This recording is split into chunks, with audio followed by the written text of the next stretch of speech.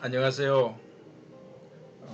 이번 시간에는 PVT 곡선을 가지고 어떻게 활용하는지에 대해서 설명을 드리겠습니다. 지금까지는 계속 앉아서 혼자 모니터 보고 주절주절 하다 보니까 저도 나른해지고 해서 이번에는 카메라를 켜고 한번 해봤습니다. 요 뒤에 보이는 것은 제 연구실인데 3D 프린터가 있고 그 다음에 이쪽에는 뭐 3D 스캐너라든지 뭐 다양하게 많은 어, 놀이기구들이 있습니다. 나중에 여러분들 찾아오시면은 다 보여드리고 그 다음에 멋있는 도장을 하나 만들어 드리겠습니다. 조각기로. 자, 이제 본격적으로 시작을 하도록 하겠습니다. 저번 시간에 20강 때는 이제 PVT 선도에 대해서 말씀을 드렸는데 이번에는 PVT 선도는 어떻게 활용하는지에 대해서 말씀을 드리겠습니다. 보통 여러분들 PVT 선도라든지 비스코시티 시어 레이스의 곡선을 어디서 많이 봅니까?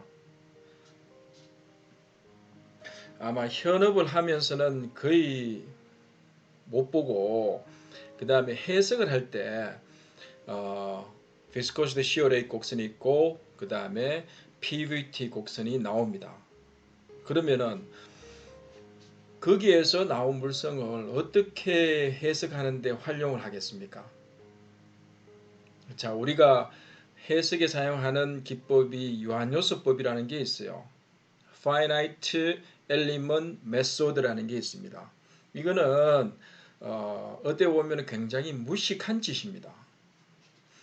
원래 제품은 이렇게 연속체로서 무한대의 원소가 있습니다. 그런데 수학 문제를 해석을 하려고 하니까 유한계 요소를 만듭니다.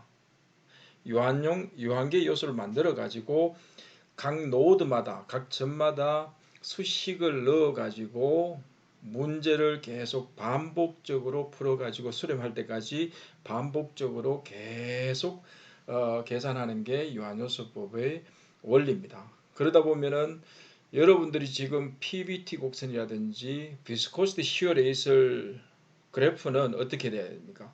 그걸 어떤 수식으로 바꿔야 되지. 그래서 PVT 곡선도 수식으로 바꿔 놓은 게 있습니다. 그 다음에 viscosity shear rate 곡선도 크로스식이라든지 뭐 파워로라든지 그런 식을 가지고 사용을 합니다. 자, 이 시간에는 어떤 걸 말씀드리냐면은 형내압 곡선을 가지고 PVT 곡선에 어떻게 활용하는지에 대해서 말씀을 드리도록 하겠습니다. 자, 여러분들 밑에 보면은 형내압 곡선을 나타냈습니다. 자, 보통 사출 압력이라 그러면은 노즐 선단에서의 압력을 사출 압력이라고 이야기합니다. 그런데 사출 압력을 제대로 측정하려면은 노즐 선단에 압력 게이지가 센서가 있어야 되는데 좀 불합리합니다.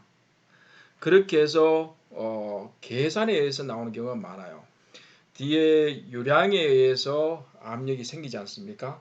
그러면은 여기에 생긴 스크루를 강체라 생각하면은 여기에 단면적하고 요 단면적하고 나누면은 사출 압력이 계산되어 나옵니다. 그래서 그런 식으로 생각하면 되고 그 다음에 여러분들인데 항상 늘 말씀드리는 게 수식은 어때요? 수식은 계산하라고 있는 게 아니고 수식 내에 있는 변수를 뽑아내 가지고 변수를 최소화시키고 상수를 극대화하는 게 방법입니다. 수식 델타 P 꼴은 뭐가 있었습니까? T H 제곱 두께 제곱분의 로우 점도 그 다음에 L 제곱이 있잖아요. 그러니까 유동 길이가 길어지면은 유동 저항이 생기죠. 그러면은 유동 저항이 생기면은 압력이 떨어지지. 그래서 실제로 노즐에서의 압력은 이래 충전, 보압 유지 이런 형태로 되지만은 여러분들 혹시 책에서 보면 어때요? 보압은 충전 압력의 80%를 한다라는 말을 해요. 그게 약간 어때요? 잘 안 맞죠? 실제로 여러분들이 하면 어때요? 사출 조건 잡을 때는 보압이 사출 압력의 80%가 맞습니다. 그런데 실제 형내압 곡선을 그려보면은 충전할 때, 사출할 때의 압력은 굉장히 작습니다. 작고 보압이 들어가면은 갑자기 피크치를 치고 그 다음에 이렇게 자연스럽게 떨어지는 거는 실제로 보압을 이렇게 일정하게 주더라도 캐비티 내에서 수축이 일어나기 때문에 압력 센서가 받는 센싱의 압력은 점점 줄어든다는 말입니다. 이렇게 해서 이런 형태의 형내압 곡선이 됩니다. 그러면은 이 형내압 곡선을 가지고 PVT 선도에 어떻게 도시를 해가지고 최적 수축량을 볼지 한번 생각을 해보도록 하겠습니다. 자, 오른쪽 그림 보면은 굉장히 단순한 형태입니다. 이게 요는 그리는 방법을 여러분들께 알려드리기 위해서 단순한 형태로 하나 만들어 봤습니다. 자, 여기에서 충전했을 때 ASB 이렇게 사출 도달 온도, 용융 온도가 280도라는 겁니다. 그렇게 해서 보압을 이게 일정하게 유지한다 생각하고 그 다음에 게이트 고화되면은 날개는 천사같이 뚝 떨어지죠. 이렇게 떨어지고 그 다음에 대기압에서 쭉 냉각되고 지출되고 이런 과정을 거칩니다. 그러면은 PVT 선도에서 그대로 나타낼 수가 있어요. 자, 예를 들어서 PVT 선도는 앞에서 말씀을 드렸다시피 여기에서 못 나타내는 것은 뭐냐 하면은 냉각 속도를 못 나타냅니다. 냉각이 얼마나 빨리 내는지 못 나타내기 때문에 이 A에서 B에 가는 기울기는 여기에서는 뭐냐면 280도에서 충전할 때 온도가 안 내려간다는 가정하에서 수직으로 잡은 겁니다. 자, A에서 내려갔는데 500바로 갔다. 그럼 500바로 이렇게 쭉 내려가고 그 다음에 여기서 500바에서 C가 계속 유지되었죠. 그러면은 500바에서 쭉 유지를 합니다. 이때의 온도가 뭐 이 정도 시점의 온도다. 온도까지 계속 똑같이 내려오고 그 다음에 C에서 C'까지 여기는 이제 대기압으로 뚝 떨어지는 거죠. 그래서 이거는 일정하게 쭉 대기압으로 왔습니다. 거기에서 이제 C'에서 D까지 냉각이 되고 그 다음에 D에서 E까지 취출이 되는 과정을 이렇게 보여준 겁니다. 그러면은 어때요? C'이 요 위에 도달하는 거하고 요 밑에 도달하는 거하고 여기에 최적 수축량이 다르죠. 그래서 여러분들이 여기에서 최적 수축량을 최적 수축 값을 구할 수가 있습니다. 이렇게 해서 하는 방법을 설명을 드렸습니다. 자, 그 다음에 실제로 여러분들이 캐비티 속에 압력 센서를 이렇게 쭉 두 개를 꽂았다 하면은 어때요? 선단하고 말단은 압력 전달이 다르겠죠. L제곱에 비례하잖아. 그러니까 길이가 길수록 L제곱선 포물선 형태로 해서 유동저항이 쭉 증가를 합니다. 그렇게 해서 형내압 곡선을 선단과 게이트 선단과 말단에 이렇게 딱 심어 보면은 극명하게 요 형내압 곡선이 다르게 나옵니다. 자, 게이트 말단이 수축이 더 심하다는 것은 여러분들이 잘 알잖아. 아는데 그걸 어떻게 체계적으로 한번 분석을 해보고 싶다. 그러면은 PVT 선들을 이용하면 돼요. 자, 하는 방법을 알려드리겠습니다. 자, 여기에서 압력선사 P1, P2가 있고 그 다음에 P1에서는 어때요? A, B, C, D, E라는 형내압 곡선이 나오고 그 다음에 P2에서는 1, 2, 3, 4, 5라는 형내압 곡선이 나옵니다. 이걸 쉽게 알려주기 위해서 요 그림 책 쓸 때 요 그림을 그리는데 거의 한 이틀 정도 그린 것 같아요. 어떻게 하면 쉽게 잘 보여줄까 해서 이렇게 점선도 넣고 다 했습니다. 그렇게 해서 되도록 쉽게 했으니까 여러분들 혹시나 더 부족하면은 책을 참조하시고 안 그러면은 놀러 오시면은 제가 잘 해드리도록 하겠습니다. 요 주변에 맛집이 참 많아요. 참 많기 때문에 제가 맛있는 걸 대접해 드리도록 하겠습니다. 자, 여기 보면은 A, B, C, D, E와 1, 2, 3, 4, 5를 PBT 선도. 이 PBT 선도는 뭡니까? 비결정성 수지죠. 여기에 딱 그려보면은 자, 빨간 선 A에서 사출해서 올라가고 그 다음에 보합으로 쭉 증가했습니다. 850바까지 증가해서 어느 정도 쭉 떨어지죠. 이렇게 해서 평행하게 떨어진 천바하고 평행한 게 아니고 약간 기울기가 다릅니다. 그래서 D점까지 오고 여기에서 이제 게이트 고화되니까 혹은 밸브 핀이 닫혀버리는 거죠. 그렇게 되면은 서서히 쭉 대기압으로 쭉 떨어집니다. 그래서 대기압으로 떨어진 위치부터 상대 습도 50%에다가 25도 기준으로 주로 해요. 수축률을 측정할 때. 그렇게 해서 그 위치에 왔을 때의 요 폭을 S1이라고 하는데 이거는 그때의 최적 수축 값입니다. 그 다음에 1, 2, 3, 4를 그려보면은 1, 2, 3, 3은 보면은 500바 미만이죠. 이게 500바니까 500바보다 근처에 갔다가 그 다음에 3, 4로 떨어지고 4, 5에서 쭉 떨어집니다. 대기압으로. 그러면은 대기압 쭉 떨어져서 이 간격을 보면은 S2가 훨씬 크죠.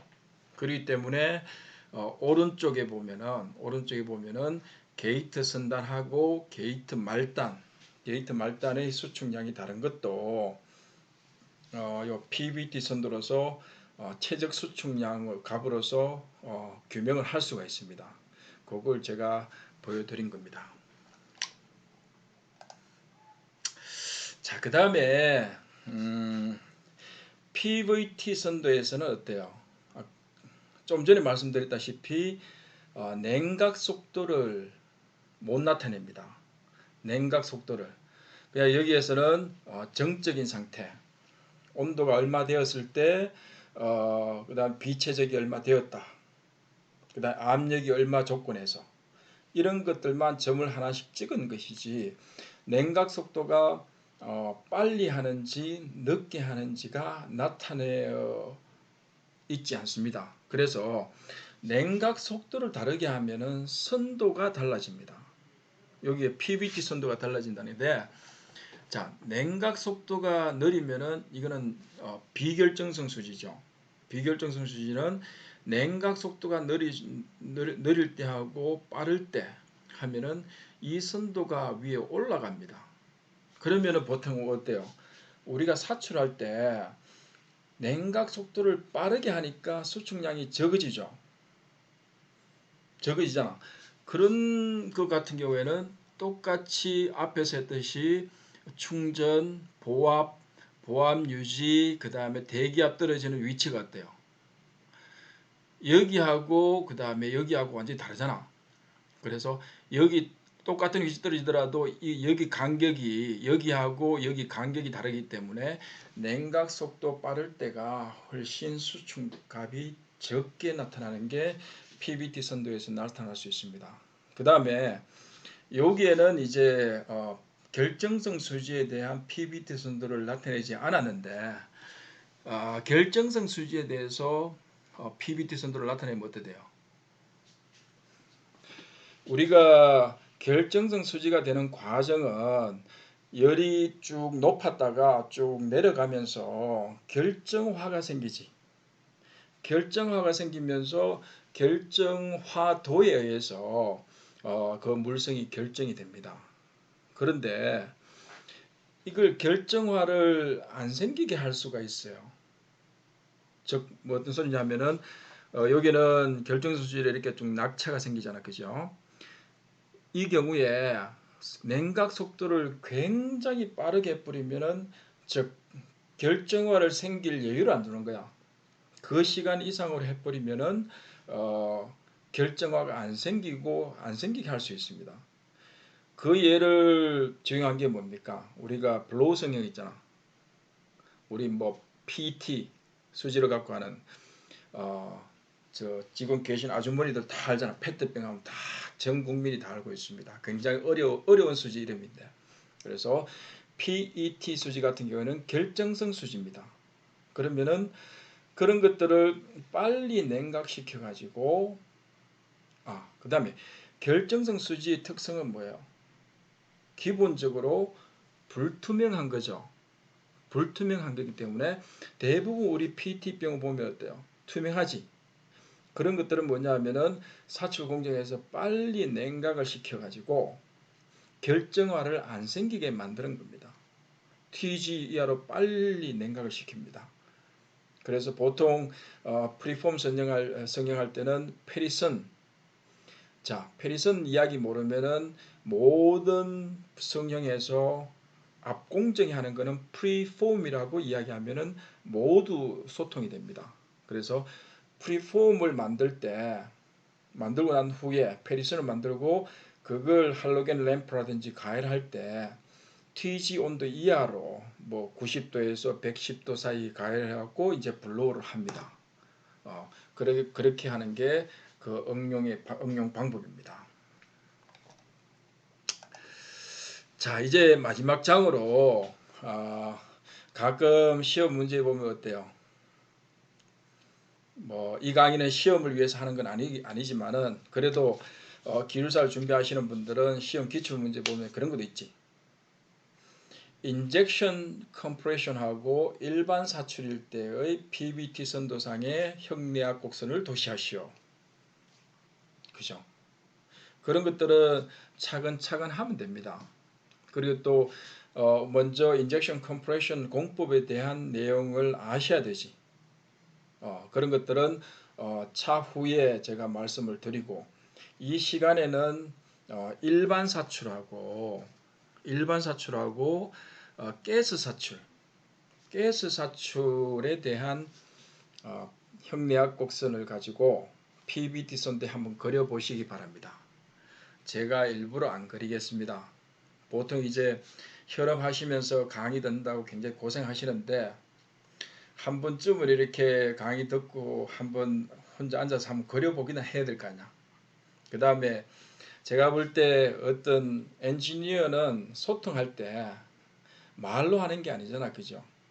그 다음에 글로 하는 것도 잘 아니고 보통 그림이라든지 그래프라든지 어떤 수식으로 다 이야기를 하는데 대부분 우리는 이제 도면에 다 익숙해 있습니다. 그래서 어떤 기술사 시험을 친다 그러면은 제 같으면은 그림을 우선적으로 그리겠습니다. 왜냐하면은 채점자의 관점에서 보면 어때요?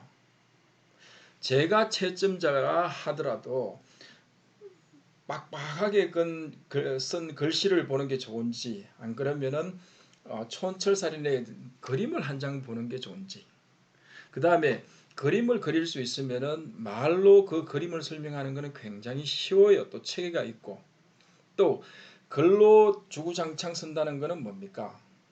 여러분들 불가능합니다. 전 세계적인 명작가도 교정을 한 100번, 200번 본다 그러잖아. 해밍웨이의 뭐 노인과 바다 같은 것도 그렇고 그런데 하물며 그 짧은 시간에 다양한 이야기를 쭉 쓰는데 그게 기승전결이라든지 주어수로라든지 다 그게 일정하겠습니까? 또 보는 사람도 굉장히 짜증날 거야. 그렇기 때문에 되도록이면은 제가 지금까지 강의 드린 레시피가 많습니다. 레시피는 말로 적어둔 게 거의 없어요. 거의 다 그래프로 나타내고 그림으로 나타냈습니다. 그 그림을 가지고 자기만의 어떤 주제에 대한 레시피를 끌어모아 가지고 스토리텔링을 만드는 연습을 하는 게 좋다고 생각이 됩니다.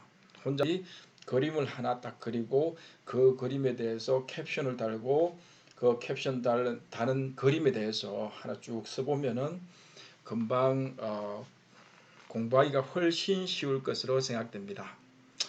오늘은 이것으로 마치도록 하겠습니다. 혹시 제 얼굴 보고 놀라셨을 분도 있는데 뭐 원래 이렇게 생겼습니다.